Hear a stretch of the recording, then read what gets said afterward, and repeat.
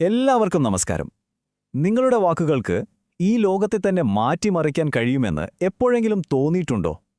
ഇന്ന് നമ്മൾ നോക്കാൻ പോകുന്നത് നമ്മുടെ ശബ്ദത്തിനുള്ളിൽ ഒളിഞ്ഞിരിക്കുന്ന ആ ശക്തിയെ എങ്ങനെ പുറത്തെടുക്കാം എന്നതിനെക്കുറിച്ചാണ്. ഇങ്ങനെയൊരു അനുഭവം നമുക്കെല്ലാവർക്കും എപ്പോഴെങ്കിലും ഉണ്ടായിട്ടുണ്ടാവും, അല്ലേ? നമ്മൾ വളരെ പ്രധാനപ്പെട്ടൊരു കാര്യം പറയുമ്പോഴായിരിക്കും ആളുകൾ ശ്രദ്ധിക്കാതെ പോകുന്നത്. അപ്പോൾ എന്തുകൊണ്ടാണ് ഇങ്ങനെ സംഭവിക്കുന്നത്? ഇതിന്റെ കാരണങ്ങളിലേക്കും പരിഹാരങ്ങളിലേക്കുമാണ് നമ്മളിന്ന് നോക്കുന്നത്. ശരിക്കും എത്ര ശക്തമായ വാക്കുകളാണിതല്ലേ? ഒരേ ഉപകരണം, നമ്മുടെ ശബ്ദം, അതുവെച്ച് നമുക്ക് യുദ്ധം തുടങ്ങാനും സ്നേഹം പ്രകടിപ്പിക്കാനും കഴിയും. എന്നിട്ടും പലപ്പോഴും നമ്മൾ പറയുന്നത് ആരും കേൾക്കാതെ പോകുന്നു. ഇത്രയും ശക്തിയുള്ളൊരു ഉപകരണം കയ്യിലുണ്ടായിട്ടും അത് ഉപയോഗിക്കാൻ പറ്റുന്നില്ലെങ്കിൽ എന്തൊരു നഷ്ടമാണത്? ഈയൊരു പ്രശ്നമാണ് നമ്മൾ ഇന്ന് പരിഹരിക്കാൻ ശ്രമിക്കുന്നത്. ഓക്കെ, അപ്പോൾ നല്ലൊരു സംസാര രീതി ഉണ്ടാക്കിയെടുക്കുന്നതിന് മുൻപ് നമ്മൾ ഒഴിവാക്കേണ്ട ചില കാര്യങ്ങളുണ്ട്. നമ്മുടെ സംസാരത്തിൽ നിന്ന് ആളുകളെ അകറ്റി നിർത്തുന്ന, നമ്മൾ അറിയാതെ ചെയ്യുന്ന ചില ചീത്ത ശീലങ്ങളുണ്ട്. നമുക്കവയെ സംസാരത്തിലെ 7 മഹാപാപങ്ങൾ എന്ന് വിളിക്കാം. ഏതൊക്കെയാണെന്ന് നോക്കിയാലോ? ഈ ശീലങ്ങളിൽ പലതും ചിലപ്പോൾ നമ്മൾ അറിയാതെ തന്നെ ചെയ്യുന്നതായിരിക്കും. ഇപ്പോൾ പരദൂഷണം തന്നെ എടുക്കാം. നമ്മൾ ഒരാളെപ്പറ്റി അവർ അവിടെ ഇല്ലാത്തപ്പോൾ മോശം പറഞ്ഞാൽ അത് കേട്ടിരിക്കുന്നയാൾ എന്തായിരിക്കും ചിന്തിക്കുക? ആഹാ, ഞാൻ പോയി കഴിഞ്ഞാൽ എന്നെപ്പറ്റും ഇയാൾ ഇതുപോലെ പറയുമല്ലോ എന്ന്. അവിടെ തീർന്നു നിങ്ങളോടുള്ള വിശ്വാസം. അതുപോലെയാണ് പരാതി പറയുന്നതും. അത് സന്തോഷത്തെ ഇല്ലാതാക്കുന്ന ഒരു വൈറസ് പോലെയാണ് പടർന്നു പിടിക്കുക. ഈ ലിസ്റ്റ് നോക്കുമ്പോൾ ഇതിലേതെങ്കിലും ശീലം നിങ്ങളിലുണ്ടോ എന്ന് സ്വയം ഒന്ന് ചോദിച്ചു നോക്കൂ. ശരി, അപ്പോൾ ഒഴിവാക്കേണ്ട കാര്യങ്ങൾ നമ്മൾ കണ്ടു. ഇനി നമുക്ക് നല്ലൊരു അടിത്തറയിടാമല്ലേ? ആളുകൾക്ക് കേൾക്കാൻ ഇഷ്ടം തോന്നുന്ന നല്ല ശക്തമായ ഒരു സംസാര രീതിക്ക് ആവശ്യമായ 4 അടിസ്ഥാന ശീലങ്ങളെക്കുറിച്ച് നമുക്ക് സംസാരിക്കാം. ഈ 4 അടിസ്ഥാന കാര്യങ്ങളെയും നമുക്ക് ഓർത്തിരിക്കാൻ എളുപ്പമുള്ളൊരു വാക്കുണ്ട്: ഹെയിൽ. അതായത് നമ്മൾ ഈ 4 കാര്യങ്ങൾ ശ്രദ്ധിച്ച് സംസാരിച്ചാൽ ആളുകൾ നമ്മുടെ വാക്കുകളെ ആവേശത്തോടെയും പ്രശംസയോടെയും സ്വീകരിക്കും. അതാണ് ഇതിൻ്റെ ഒരു ഐഡിയ. അപ്പോൾ എന്തൊക്കെയാണ് ഈ ഹെയിൽ? H, honesty. നമ്മൾ പറയുന്ന കാര്യങ്ങളിൽ സത്യമുണ്ടായിരിക്കണം. എ, ഓഥന്റിസിറ്റി. നമ്മൾ നമ്മളായിരിക്കുക, മറ്റൊരാളെപ്പോലെ ആകാൻ ശ്രമിക്കാതിരിക്കുക. I, integrity. അതായത് വാക്കും പ്രവൃത്തിയും ഒന്നായിരിക്കുക, കൊടുത്ത വാക്ക് പാലിക്കുക. അവസാനം എൽ, ലവ്, സ്നേഹം. എന്നുവെച്ചാൽ മറ്റുള്ളവരുടെ നല്ലത് ആഗ്രഹിക്കുക. നമ്മളൊരാളുടെ നന്മ ആഗ്രഹിക്കുന്നുണ്ടെങ്കിൽ അവരെ വെറുതെ വിമർശിക്കാനോ കുറ്റപ്പെടുത്താനോ തോന്നില്ല, അല്ലേ? ഇതുവരെ നമ്മൾ സംസാരിച്ചത് എന്ത് പറയണം എന്നതിനെക്കുറിച്ചാണ്.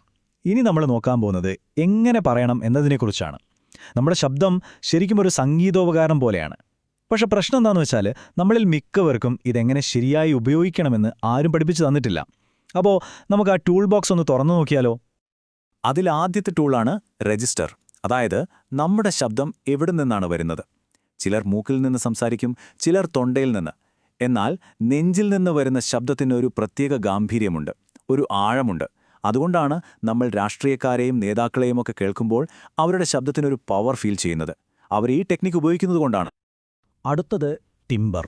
അതായത് നിങ്ങളുടെ ശബ്ദത്തിൻ്റെ ഒരു ഫീൽ, അതിൻ്റെ ഒരു ക്വാളിറ്റി. ചില ശബ്ദങ്ങൾ കേൾക്കാൻ നല്ല രസമുണ്ടാവില്ലേ? ഒരു ഹോട്ട് ചോക്ലേറ്റ് കുടിക്കുന്നത് പോലെ നല്ല ഊഷ്മളമായിട്ട് തോന്നും. അങ്ങനത്തെ ശബ്ദങ്ങളാണ് ആളുകൾക്ക് കൂടുതലിഷ്ടം. ഇനി നിങ്ങളുടെ ശബ്ദം അങ്ങനെയല്ലെങ്കിൽ വിഷമിക്കുമൊന്നും വേണ്ടാട്ടോ. ശരിയായ പരിശീലനവും വ്യായാമങ്ങളും കൊണ്ട് ആർക്കും ശബ്ദം മെച്ചപ്പെടുത്താൻ സാധിക്കും. ഇനി പ്രൊസീഡ്. ഇതാണ് സംസാരത്തിലെ സംഗീതം. ഞാനിപ്പോൾ ഒരേ ടോണിലിങ്ങനെ സംസാരിച്ചു തുടങ്ങിയാൽ നിങ്ങൾക്കെന്തു തോന്നും? ഉറക്കം വരുമല്ലേ? അതാണ് മോണോടോൺ. അത് നമ്മൾ ഒഴിവാക്കണം. അതുപോലെ ചിലരുണ്ട്, അവരെന്ത് പറഞ്ഞാലും അതൊരു ചോദ്യം പോലെയാവും അവസാനിപ്പിക്കുക. അത് കേൾക്കുന്നവർക്ക് നമുക്ക് ആത്മവിശ്വാസമില്ലെന്ന് തോന്നിപ്പിക്കാം. അതും ശ്രദ്ധിക്കണം. അടുത്ത ടൂളാണ് വേഗത. എനിക്കൊരു കാര്യം ഭയങ്കര എക്സൈറ്റ്മെൻറ്റോടുകൂടി പറയണമെങ്കിൽ ഞാനിങ്ങനെ വളരെ വേഗത്തിൽ വാക്കുകളെല്ലാം ഒന്നിച്ച് ചേർത്ത് നിർത്താതെ സംസാരിക്കും. അപ്പോൾ നിങ്ങൾക്കൊരു അർജൻസി ഫീൽ ചെയ്യും. അതേസമയം എനിക്ക് ഒരു പോയിന്റ് ഊന്നി പറയണമെങ്കിൽ ഞാൻ സംസാരത്തിൻ്റെ വേഗത ഇങ്ങനെ കുറയ്ക്കും. കണ്ടോ? വാക്കുകൾക്കിടയിലുള്ള ആ നിശബ്ദതയ്ക്ക് പോലും എത്ര ശക്തിയുണ്ടെന്ന് നോക്കും. പിന്നെ തീർച്ചയായും വോളിയം, ശബ്ദം. ആവേശം കാണിക്കാൻ നമുക്ക് ശബ്ദമുയർത്താം. പക്ഷെ എപ്പോഴും ഉച്ചത്തിൽ സംസാരിക്കുന്നത് അത്ര നല്ലതല്ല. അതിനെ സോട്ട് കാസ്റ്റിംഗ് എന്നൊക്കെ പറയും. അതായത് നമ്മുടെ ശബ്ദം മറ്റുള്ളവർക്കൊരു ശല്യമാവുന്ന അവസ്ഥ. അത് നമ്മൾ ശ്രദ്ധിക്കണം. എന്നാൽ ചില സമയങ്ങളിൽ നമ്മൾ ശബ്ദം നന്നായി കുറച്ചാൽ ആളുകൾ നമ്മളെ കേൾക്കാൻ വേണ്ടി മുന്നോട്ട് വരും, കൂടുതൽ ശ്രദ്ധിക്കും. അതുമൊരു ടെക്നിക്കാണ്. ഓക്കെ, അപ്പം നമ്മൾ ഒരുപാട് കാര്യങ്ങൾ പഠിച്ചു.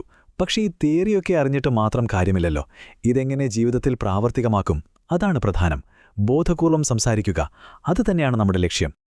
ഒരു പ്രധാനപ്പെട്ട മീറ്റിങ്ങിനോ പ്രസംഗത്തിനോ പോകുന്നതിനു മുൻപ് നമ്മുടെ ശബ്ദത്തെ ഒന്ന് തയ്യാറാക്കുന്നത് വളരെ നല്ലതാണ്. ഒരു വണ്ടി സ്റ്റാർട്ട് ചെയ്യുന്നത് പോലെ. അതിനു പറ്റിയ കുറച്ച് സിമ്പിൾ വ്യായാമങ്ങളുണ്ട്. ഒരു 60 സെക്കൻഡ് മതി. കൈകൾ മുകളിലേക്ക് ഉയർത്തി ഒരു ദീർഘശ്വാസമെടുത്ത് ആ എന്ന് പറഞ്ഞു വിടുക. പിന്നെ ചുണ്ടുകൾക്ക് വേണ്ടി ബ ബ ബ എന്നും നാക്കിനു വേണ്ടി ല ല ല എന്നും പറഞ്ഞു നോക്കുക. ഇത് നിങ്ങളുടെ ശബ്ദത്തിന് ഒരു ഇൻസ്റ്റന്റ് ഫ്രഷ്നെസ് തരും.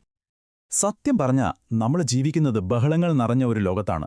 ഒരുപാട് ശബ്ദങ്ങളുണ്ട്, പക്ഷേ ആരെയും ശരിക്കും കേൾക്കുന്നില്ല. നമ്മൾ പറയുന്നതും ഒരുപക്ഷെ ആരും ശ്രദ്ധിക്കുന്നില്ല. അതുകൊണ്ട് നമുക്ക് ഈ ഒരു ചോദ്യത്തിൽ നിർത്താം.